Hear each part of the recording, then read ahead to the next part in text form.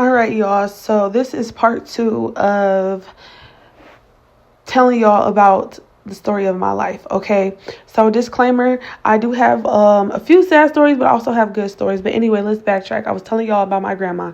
We grew up with our grandmother, and the only help she had was my granddad. And so my granddad passed away, so we was in the process from moving from her house, my granny's house, to my granddad's house because he owned that house and he left it to us.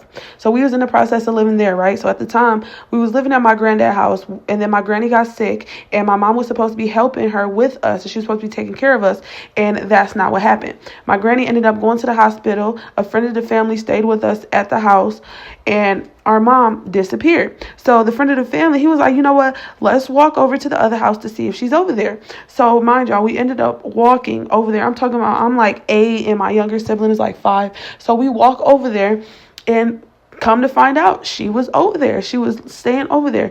And you want to know all she had to say with us? She had a gingerbread house. I guess she had went to somewhere, and she was like, here's some gingerbread if y'all want some. Girl, where had you been at? And then she ended up disappearing, and we ended up walking back to the house, and he called for help, and we ended up getting taken by CP. Well, we stayed with my grandma's friend for a couple of days, and then we ended up living with our auntie. We was technically still in the system, but our aunt ended up getting custody of us, guardianship of us, and so we ended up living with her, and I stayed with her 4 years. Now stay tuned for this next story because it gets interesting.